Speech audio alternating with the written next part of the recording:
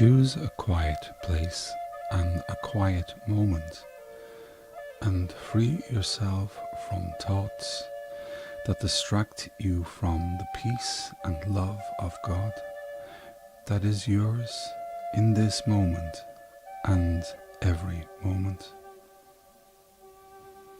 Sit comfortably in a chair. Notice the weight of your body supported by the chair. Focus on and feel all the muscles of your body becoming loose and relaxed.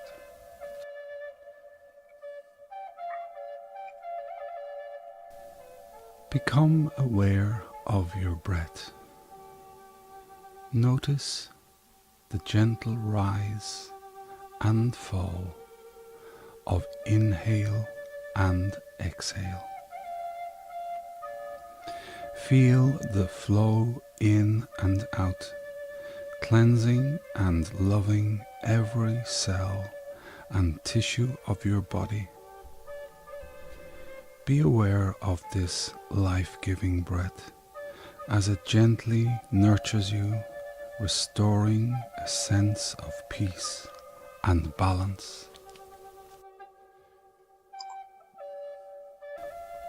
Now slowly and carefully raise one hand and rest it gently over your heart. Sense the gentle rise and fall of your chest as you inhale and exhale. Notice any warmth that is present as your hand rests over your heart. Focus on this healing warmth and see it spread like a gentle wave throughout your body, releasing and loving all tension and stress held there. Feel it spread to your shoulders, up your neck, into and around your tongue and mouth, around your face, your nose, your eyes, your forehead, your crown. Feel relaxation and release spread throughout the tiny muscles of your face and around your eyes and forehead.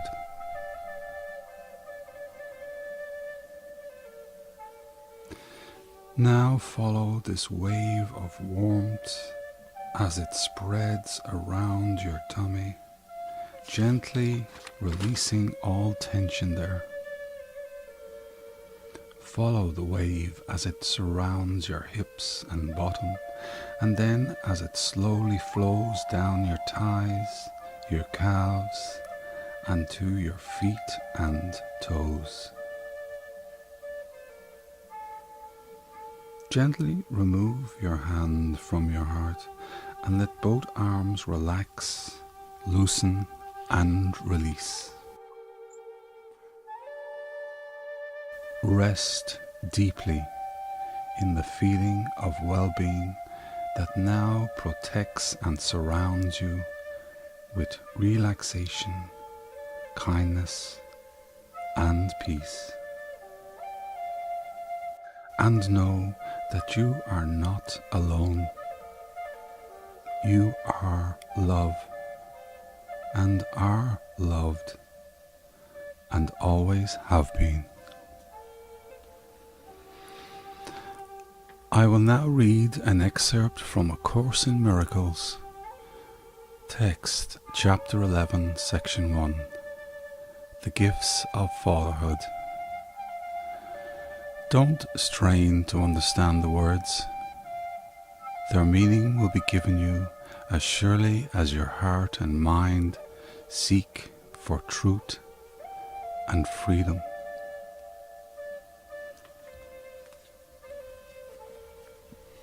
Let love enter your mind. You have learned your need of healing. Would you bring anything else to the sonship, recognizing your need of healing for yourself? For in this lies the beginning of the return to knowledge, the foundation on which God will help build again the thought system you share with Him. Not one stone you place upon it, but will be blessed by Him, for you will be restoring the holy dwelling place of His Son, where He wills His Son to be and where He is.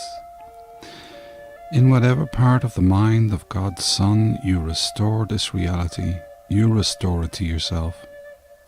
You dwell in the mind of God with your brother, for God Himself did not will to be alone. To be alone is to be separated from infinity, but how can this be if infinity has no end? No one can be beyond the limitless, because what has no limits must be everywhere. There are no beginnings and no endings in God, whose universe is Himself. Can you exclude yourself from the universe or from God who is the universe? I and my Father are one with you, for you are part of us. Do you really believe that part of God can be missing or lost to Him? If you were not part of God, His will would not be unified. Is this conceivable? Can part of His mind contain nothing? If your place in His mind cannot be filled by anyone except you, and your filling it was your creation, without you there would be an empty place in God's mind. Extension cannot be blocked, and it has no voids. It continues forever, however much it is denied. Your denial of its reality may arrest it in time, but not in eternity.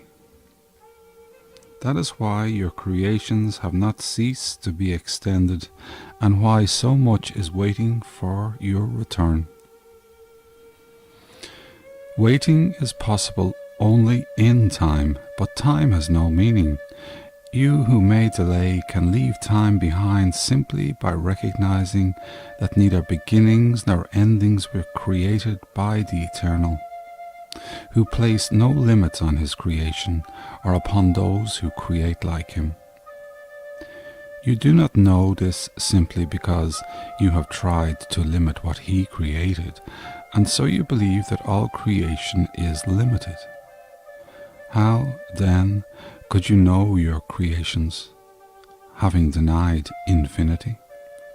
The laws of the universe do not permit contradiction. What holds for God holds for you.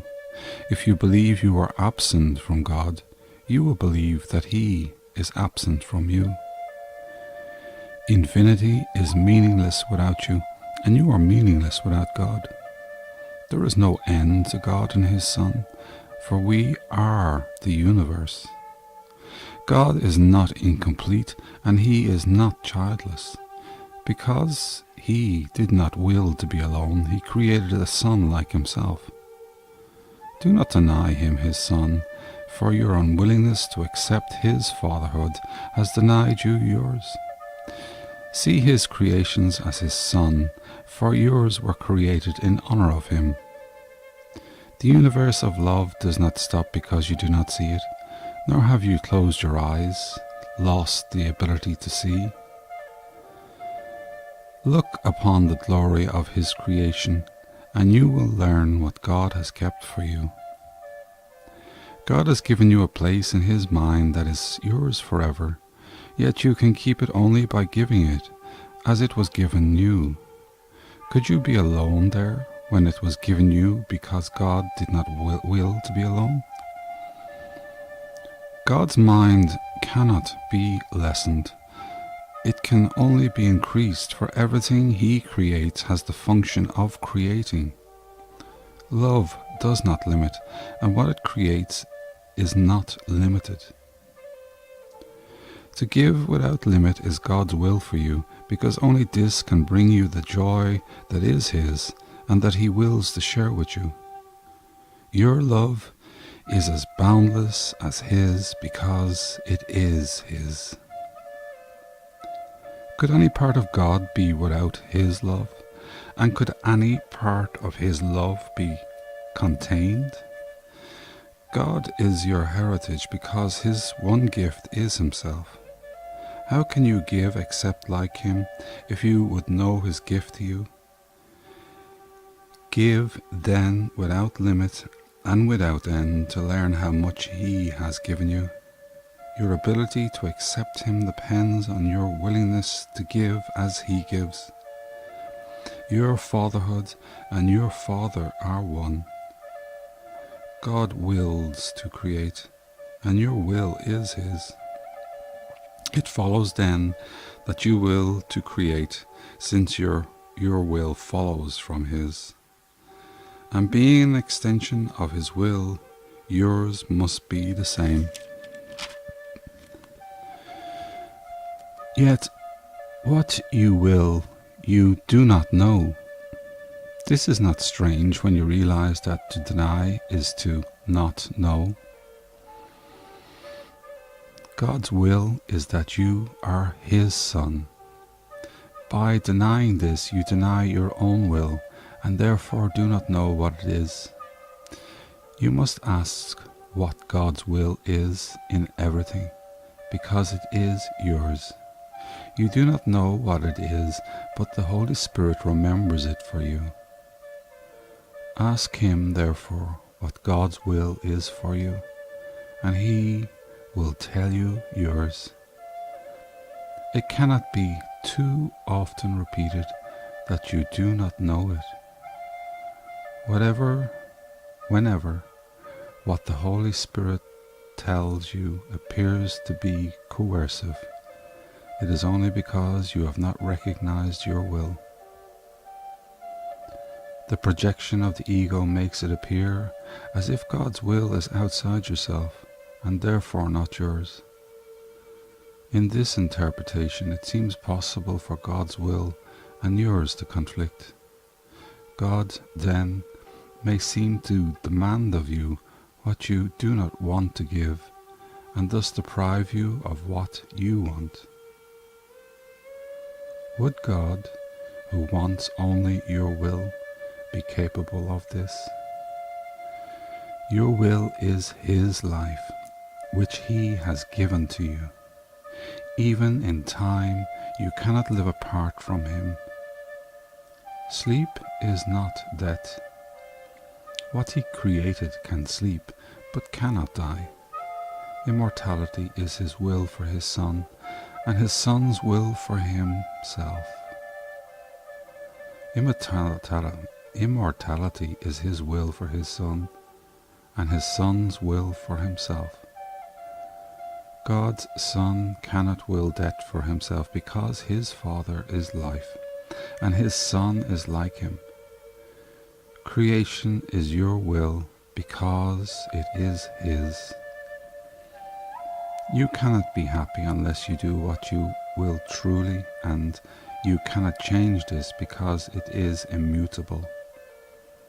It is immutable by God's will and yours, for otherwise His will would not be extended.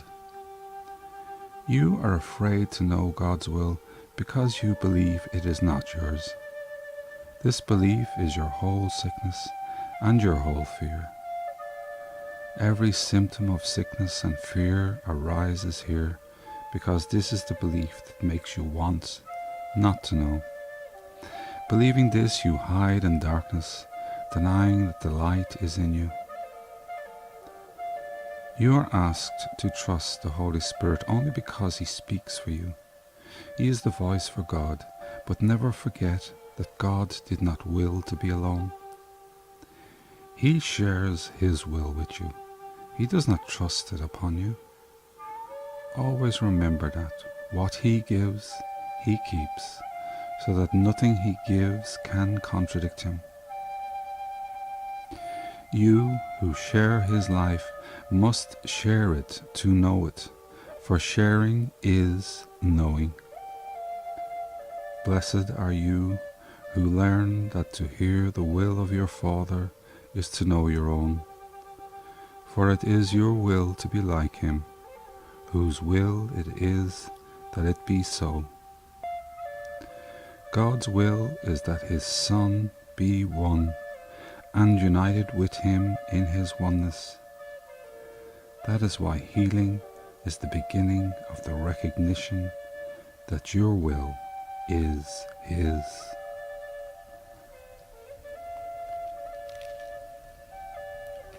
Nothing real can be threatened. Nothing unreal exists. Herein lies the peace of God.